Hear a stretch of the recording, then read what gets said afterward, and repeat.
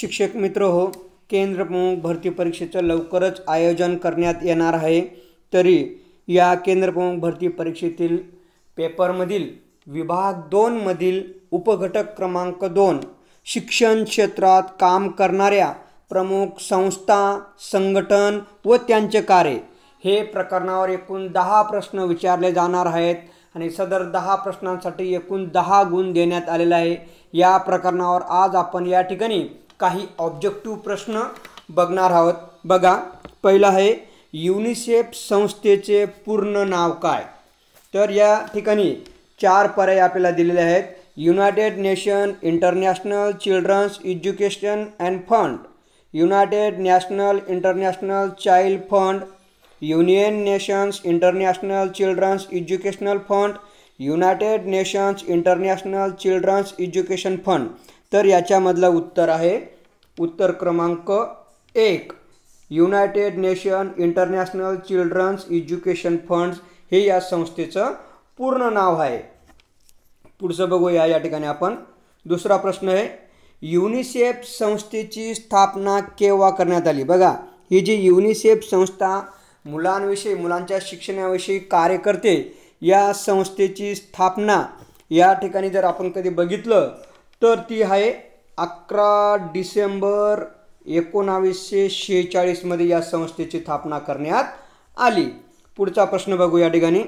UNESCO संस्थेची स्थापना केव्हा करण्यात आली?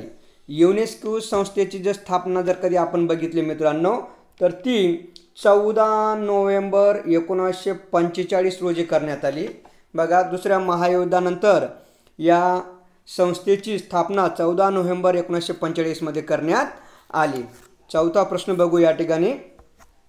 युनेस्को संस्थेचं पूर्ण नाव काय? ही जे युनेस्को संस्था स्थापन करण्यात आली हिचं जर कधी आपण पूर्ण नाव बघितलं तर या ठिकाणी United Nations Educational Science and Culture Organization, United Nations Educational Scientific and Culture Organization, तिसरं दिलं Union Nations Educational Scientific and Culture Organization, चौथं दिलं United Nation Education Scientific and Culture organisation.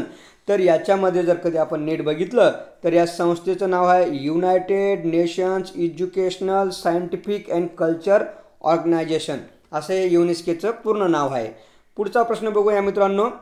भारतातील शैक्षणिक व नियोजन विषयक मार्गदर्शन करणारी सर्वोच्च संस्था म्हणून टिंब ओळखली जाते।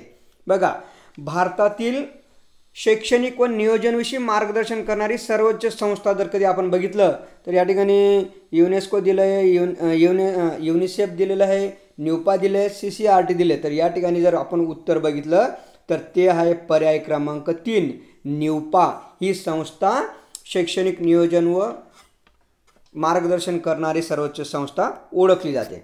पुढचं आहे बघा 6वं जर कधी बघितलं न्यूपा संस्थेचं पूर्ण नाव काय? तर या ठिकाणी आपल्याला पर्याय दिलेले आहेत।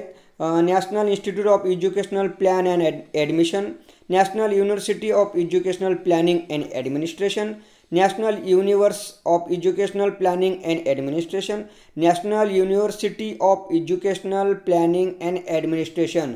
तर याचं उत्तर पर्याय क्रमांक आहे 4, national university educational planning and administration. बघा, पुढचा प्रश्न बघूया। NCTEचं पूर्ण नाव काय? बघा, NCTE आपण बघतो पण आपल्याला त्याचं पूर्ण नाव शक्यतो माहीत नसतं।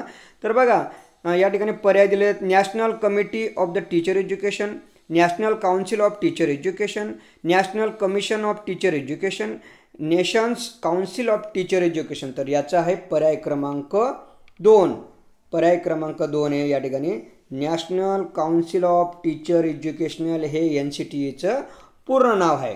पुढचा प्रश्न बघूया मित्रांनो। NCTE संस्थेला वैधानिक दर्जा केव्हा प्राप्त झाला? बघा, NCTE या संस्थेला वैधानिक दर्जा तर बघितलं आपण तर ते आहे पर्याय क्रमांक 2, 17 ऑगस्ट 1995 रोजी तिला वैधानिक दर्जा प्राप्त झाला। पुढचा प्रश्न आहे CCRT संस्थेचं पूर्ण नाव काय? या ठिकाणी ऑप्शन दिलेले आहेत 4, course of culture resource and training, centre for resources and training, centre for resource and training, centre for research and training. तर या ठिकाणी जर कधी बघितलं तर पर्याय क्रमांक 1 आहे course of culture research and training, हे CCRT या संस्थेचं पूर्ण नाव आहे मित्रांनो. पुढचा प्रश्न बघू या ठिकाणी. 9वा प्रश्न, CCRT संस्थेचं मुख्यालय कुठे आहे? बघा या CCRT संस्थेचं मुख्यालय जर बघितलं आपण तर ते आहे दिल्लीला, आणि इतर म्हणजे उदयपूर, हैदराबाद, गुवाहाटी या ठिकाणी सुद्धा तिचं मुख्यालय आहे, परंतु मुख्यालय हे दिल्लीला आहे आणि बाकी उपकेंद्र उदयपूर, हैदराबाद, गुवाहाटीला आहेत. पुढचा प्रश्न बघूया मित्रांनो. पुढचा प्रश्न आहे समाज कार्याचे शास्त्रीय व व्यावसायिक शिक्षण देणारी भारतातील पहिली व्यावसायिक संस्था कोणती? तर या ठिकाणी जर पर्याय बघितले आपण NAAC, RIE, NCERT, TISS, तर या ठिकाणी जर बघितलं तर ती आहे समाज कार्याचे शास्त्रीय व्यावसायिक शिक्षण देणारी भारतातील पहिली व्यावसायिक संस्था आहे TISS. TISSचा पूर्ण अर्थ काय मित्रांनो? इन्स्टिट्यूट ऑफ सोशल सायन्स ही संस्था ती आहे. पुढचा प्रश्न बघूया. TIFR चा पूर्ण अर्थ काय? TIFR ही जी संस्था आहे तिचा पूर्ण लॉंग फॉर्म जर कधी आपण या ठिकाणी बघितलं तर 4 ऑप्शन दिले आहेत. Tata institute of foundation research, Tata institute of fashion research, Tata institute of fundamental research, Tata institute of the foreign research.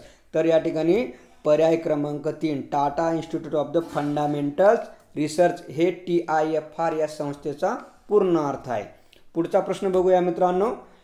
विद्यार्थ्यांमध्ये गणित व विज्ञान विषयाची आवड निर्माण करणारी एकमेव संस्था कोणती? गणित आणि विज्ञान विषयाची आवड निर्माण करणारी जर संस्था आपण बघितलं तर ती आहे HBCSE.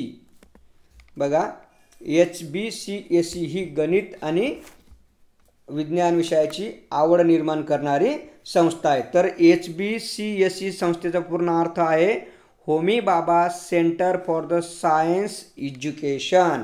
मग या ठिकाणी ती HBCSE ही संस्था ती आहे. पुढचा प्रश्न बघूया मित्रांनो.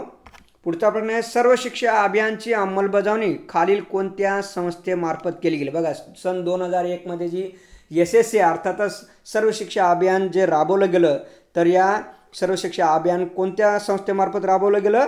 तर ते आहे पर्याय क्रमांक 1 MPSP. MPSPचा लॉंग फॉर्म पूर्ण माहीतच असेल मित्रांनो तुम्हाला. महाराष्ट्र प्राथमिक शिक्षण परिषद मार्फत ते सर्व शिक्षा अभियान राबवलं गेलं. पुढचा प्रश्न बघूया मित्रांनो. सेवांतर्गत प्रशिक्षण आयोजन कोण करतं? बघा आता मित्रांनो ऑनलाईन सेवांतर्गत प्रशिक्षण चालू आहे, तर या सेवांतर्गत प्रशिक्षणाचं आयोजन कोण करत असतं? MSCERT. MSCERTचा पूर्ण लॉंग फॉर्म आपल्याला माहीतच असेल मित्रांनो. Maharashtra state council of educational research and training. MSCERT ही सेवांतर्गत प्रशिक्षणाचं आयोजन करीत असतं. पुढचा प्रश्न आहे मित्रांनो. राज्य आंग्ल भाषा संस्थेचे मुख्यालय कुठे आहे? बहुतेक ठिकाणी हा प्रश्न विचारला जातो. तर राज्य आंग्ल भाषा संस्थेचं मुख्यालय आहे मित्रांनो ते औरंगाबाद या ठिकाणी त्याचं मुख्यालय आहे. आणि राज्य आंग्ल भाषेला याला म्हणतात MSIE अर्थातच Maharashtra state institute of the English. या ठिकाणी आंग्ल भाषेचं मुख्यालय औरंगाबाद या ठिकाणी आहे. धन्यवाद मित्रांनो.